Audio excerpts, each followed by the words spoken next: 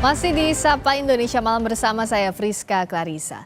Capres nomor urut 2 Prabowo Subianto menegaskan pernyataan Capres nomor urut 1 Anies Baswedan bahwa dirinya punya lahan 340.000 hektar tidak tepat. Pernyataan Anies ini juga menyebabkan ia dilaporkan ke Bawaslu RI dengan tudingan fitnah. Calon Presiden nomor urut 2 Prabowo Subianto merespon ucapan Anies Baswedan pada debat ketiga Pilpres 2024 yang menyinggung kepemilikan lahan seluas 340.000 hektar.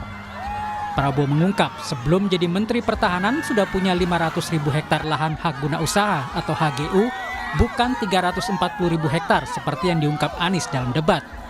Prabowo menambahkan lahan itu sudah dikembalikan ke negara sejak 2 tahun lalu. Saya sebelum jadi menteri, saya pengusaha, saya menguasai lahan hak guna usaha. Ya. Hak guna usaha, kemarin juga salah-salah melulu itu. Bukan 343.000 hektar, bukan. Mendekati 500.000 hektar.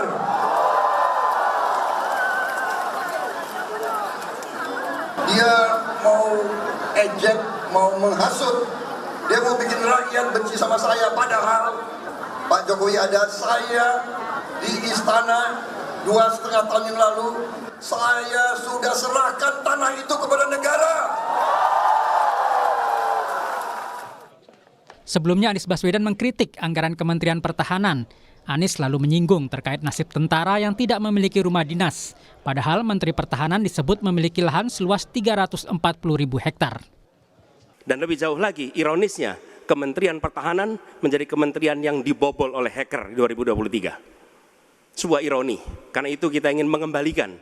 Dan 700 triliun anggaran Kementerian Pertahanan tidak bisa mempertahankan itu, justru digunakan untuk membeli alat-alat alutsista yang bekas. Di saat tentara kita lebih dari separuh tidak memiliki rumah dinas. Sementara menterinya punya, menurut Pak Jokowi, punya lebih dari 340 hektar tanah di Republik ini. Terima kasih. Sebelum saya menjawab pertanyaan itu, saya mengklarifikasi tadi data yang meleset. Maaf Pak Prabowo, angkanya terlalu kecil. Bukan 320 hektar, tapi 340.000 hektar. Saya klarifikasi.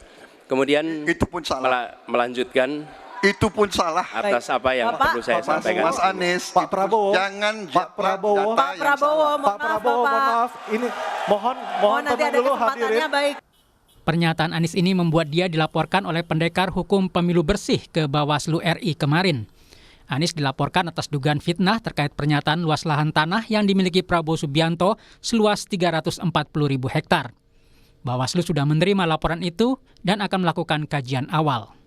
Jika dalam persyaratan tersebut tidak memenuhi syarat material, maka disampaikan kepada pelapornya terhadap status pelaporan tersebut. Capres nomor urut 1 Muhammad Iskandar menyebut persoalan yang mencuat di debat harusnya diselesaikan saat debat dengan menunjukkan data-data yang ada. Ya, forum debat harus dihormati. Jangan melakukan apa yang disebut sebagai playing victim. Ya, harus selesaikan di debat. Buktikan datanya. Sama-sama kita buktikan. Bawaslu kini punya waktu 2 hari untuk mengkaji laporan terkait Anies Baswedan, termasuk mempelajari materi laporan. Tim Liputan Kompas TV. Pernyataan Capres nomor urut 1 Anies Baswedan yang menyebut Capres nomor urut 2 Prabowo Subianto memiliki lahan 340.000 hektar berujung pada dilaporkannya Anies ke Bawaslu dengan dugaan fitnah. Apakah yang diungkap di debat bisa dilaporkan ke Bawaslu dan apakah data yang diungkap oleh Anies sudah benar? Kami akan membahasnya bersama Dewan Pakar Timnas Anies Mohaimin Refli Harun dan Dewan Pembina Perludem Titi Anggraini. Selamat malam Bung Refli, Mbak Titi. Selamat malam. Selamat malam, Mbak Friska. Waalaikumsalam warahmatullahi wabarakatuh. Saya ke Bung Refli dulu. Jadi sebenarnya data yang diungkap Mas Anies itu bisa dipertanggungjawabkan atau tidak? Karena tadi Pak Prabowo membantah. Kata Pak Prabowo itu hampir 500.000 hektar, tapi itu pun HGU dan sudah dikembalikan ke negara. Ya ini kan aneh, bin ajaib gitu. Kalau misalnya datanya 500.000 hampir, Ya itu kan lebih lebih merusak rasa keadilan, sense of justice kita. Dan dikatakan statusnya HGU, Bung Refli. Ya, soal status itu kan soal kepemilikan tanah itu kan macam-macam. Ada yang HGU, ada yang HGB, ada yang hak milik. Tapi intinya memang itu adalah kepemilikan karena memang tanah itu kan dilekatkan pada hak milik. Nah, ketika kemudian angkanya ternyata lebih besar lagi, kok masa berarti Anies itu sebenarnya terlalu sederhana, dia terlalu apa istilahnya, terlalu rendah hati. Karena ternyata datanya 500.000. Jadi persoalannya adalah ini kan terkait dengan penguasaan lahan yang sudah menjadi isu. Kita tahu bahwa 1% penduduk Indonesia itu menguasai lahan yang besar sekali. Ada yang mengatakan 57%, ada yang mengatakan 75% dan lain sebagainya. Ini soal yang terkait dengan bagaimana kita distribusi keadilan. Nah, makanya kemudian tim Amin kan mengatakan keadilan kemakmuran bagi semua. Jadi kalau semua kemudian soal tanah yang kurang ini kemudian dilaporkan aneh bin ajaib, itu satu. Yang kedua, ini debat itu dan debat capres ini forum yang resmi kenegaraan. Debat capres itu orang beradu data, beradu fakta dan argumen. Kalau fakta dan datanya dianggap keliru, justru itu kan kesempatan bagi pihak lawan atau capres lainnya untuk berargumentasi balik, mengemukakan fakta yang lain. Nah ini kan Prabowo kan tidak menyampaikan fakta atau data apa-apa. Coba kalau dia mengatakan, Mas Anies salah, yang benar hampir 500.000. Dan sebagian saya sudah kembalikan ke negara.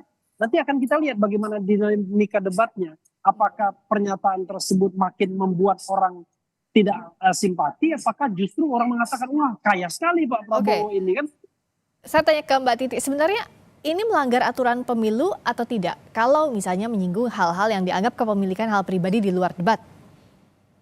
Iya, kalau kita lihat Mbak, larangan dalam kampanye itu diatur di dalam Undang-Undang Nomor 7 Tahun 2017, tepatnya di pasal 280 ayat 1. Di sana disebutkan dalam kampanye, pelaksana kampanye, peserta kampanye, tim kampanye dilarang mempersoalkan NKRI, Undang-Undang Dasar, Pancasila, menghina, menghasut, mengadu domba. Menghina ini suku, agama, ras, golongan, kelompok begitu ya. Dan juga menjanjikan uang dan seterusnya, menggunakan tempat ibadah dan lain-lain. Jadi larangan-larangan di sana disebutkan dengan eksplisit. Selain itu juga ada tata tertib debat. Nah, tata tertib debat itu merupakan tata cara, prosedur, mekanisme di dalam pelaksanaan debat. Tadi kalau pasal 280 itu sebagian besar merupakan tindak pidana pemilu yang ancaman hukumannya diatur di pasal 521. Nah, kalau kita lihat debat ya, debat itu kan ada beberapa segmen. Dalam segmen itu ketika misalnya ada pertanyaan, maka ada kesempatan juga untuk merespon. Jadi bukan hanya satu arah, tetapi dua arah. Hal-hal yang terkait dengan data, tadi saya setuju dengan Pak Refli, dikonfirmasi dalam proses debat. Tapi kalau dalam proses debat itu ada hinaan, begitu ya, hinaan terhadap suku, agama, ras, golongan, maka itu memang bisa dilaporkan kepada Bawaslu. Bawaslu lah yang nanti akan menilai itu. Apakah betul itu menghina ataukah kemudian itu bagian dari substansi debat yang mestinya justru di sanalah gagasan, program kerja itu diuji dengan rekam jejak. Jadi sah-sah saja kalau kemudian para calon ini mengkonfirmasi gagasan yang ditawarkan oleh para calon yang lain dengan rekam jejak yang mengkonfirmasi apakah itu memungkinkan atau kemudian memang mencerminkan latar belakang si calon untuk merealisasikannya. Jadi hal-hal seperti itu memang dalam proses debat menjadi dimungkinkan. Makanya ada sesi saling bertanya, merespon begitu ya. Sesinya saja namanya tanya jawab dan sanggahan begitu ya, sesi bertanya dan sanggahan. Nah disitulah ruangnya untuk dilakukan. Tapi kalau kemudian tuduhannya adalah menghina, memang itu dilarang. Tetapi apakah betul menghina, itu yang akan dilakukan kajian oleh Bawaslu. Tentu saja menghina ini kan supaya tidak jadi subjektif, dia harus dihadirkan ahli untuk didengar, untuk menilai apakah klaim terhadap penghinaan itu betul-betul terbukti dan valid untuk ditindaklanjuti. Tapi dalam proses debat mengkonfirmasi gagasan program kerja dengan kemudian kemampuan untuk merealisasikan, merujuk kepada rekam jejak dan latar belakang seseorang, ya menurut saya itu sebagai sesuatu yang sah-sah saja untuk dilakukan. Nah, Bung Refli juga melihat ini hal yang sah-sah saja. Apakah bisa dikatakan memang strateginya Mas Anies untuk memancing emosinya Pak Prabowo dengan mengaitkan kepemilikan lahan? Padahal ini memang temanya soal pertahanan, keamanan, hubungan internasional yang tidak secara langsung ke sana, tapi dikaitkan ke sana. Oke, satu saya ingin nanti Titi menjawab apakah tanya kepemilikan 340.000 lahan itu penghinaan. Itu harus jelas ya. Kalau saya mengatakan bagaimana penghinaan, kita bicara tentang yang namanya good governance, clean government, transparansi, termasuk juga bagaimana seseorang itu menguasai begitu banyak lahan, sementara masyarakat lainnya punya tanah aja enggak. Ya, termasuk misalnya prajurit-prajurit TNI itu satu. Nah, berikutnya mengenai soal strategi, orang lupa bahwa ini bukan urun rembuk, bukan diskusi, tapi debat. Ya, judulnya saja debat. Debat itu paradigmanya hak masyarakat. Masyarakat berhak tahu seperti apa sih calon presiden ini. Makanya diadakan debat yang ditelevisikan, yang disiarkan media sosial dan lain sebagainya. Sehingga masyarakat tahu betul tidak hanya soal penguasaan materi, tidak hanya visi dan misi, tapi juga pesona dan karakter calon presiden tersebut. Jangan lupa yang kita cari adalah primus inter pares, orang nomor satu di Republik ini yang akan menentukan masa depan dan hidup kita semua. Karena itu melalui calon-calon yang kita dukung misalnya, saya kira tidak akan ada masalah kalau kita kemudian betul-betul dalam tanda kutip menelanjangi ya seperti apa pemikiran, seperti apa pribadi, personality, harta kekayaan sang calon tersebut tanpa melanggar rambu-rambu yang dikatakan tadi pasal 280 ayat 1 Undang-Undang nomor 7 tahun 2017.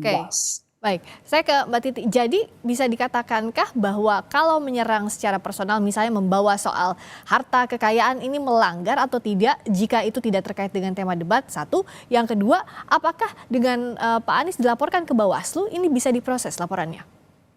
Ya, cara menggali itu kan bisa dengan banyak cara ya. Jadi ini temanya kan pertahanan, keamanan, hubungan internasional dan geopolitik begitu. Jadi ketika dia mampu mengkontekstualisasi suatu tema dengan cara pendekatan, kan cara pendekatan setiap orang itu tidak bisa diseragamkan, Mbak Friska. Dalam suatu debat atau kemudian adu gagasan bisa saja ada orang yang tipikalnya to the point, ada orang yang tipikalnya menggunakan ilustrasi, ya, ada orang yang lebih berputar tapi kemudian menyampaikan konteks untuk melihatnya secara lebih utuh begitu. Karena ini kan menggabungkan 4 tema yang saya kira bukan tema yang sederhana. Kita juga dalam debat itu sangat ambisius ya di dalam mendiskusikan sesuatu. Jadi cara itu yang kemudian harapannya adalah setiap data yang diungkapkan, apakah kemudian dianggap relevan atau tidak, konfirmasi atau sanggahan itu relevan atau tidak, kan diberikan kepada calon. Jadi bisa saja dijawab dengan apa yang disampaikan tidak relevan, lagi pula datanya tidak sesuai dengan itu, dan seterusnya. Jadi pada intinya adalah bagaimana kemudian ruang-ruang untuk saling bertanya, menyanggah, itu digunakan juga untuk mengkonfirmasi data-data yang disampaikan, termasuk juga menjawab relevansinya terhadap debat begitu. Jadi yang kedua, apakah Bawaslu bisa dibawa ke Bawaslu atau tidak? Yang kedua, apakah Bawaslu bisa memproses? Ya, laporan itu kan bisa disampaikan warga negara Indonesia yang punya hak pilih, pemantau pemilu, dan peserta pemilu. Sepanjang kemudian alat buktinya adalah minimal 2 alat bukti, ada uraian kejadian dan pelapor yang memenuhi syarat, Bawaslu akan menindaklanjuti dengan melakukan kajian selama 14 hari. Tapi apakah dia merupakan pelanggaran? Ya belum tentu. Karena proses ini yang kemudian akan dilakukan pembuktian begitu. Oke, nanti akan dibuktikan di Bawaslu bisa diproses atau tidak. Terima kasih Mbak Titi Anggraini, Dewan Pembina Perludem. Terima kasih Bung Refli Harun, Dewan Pakar Timnas Anies Mohaimin. Selamat malam.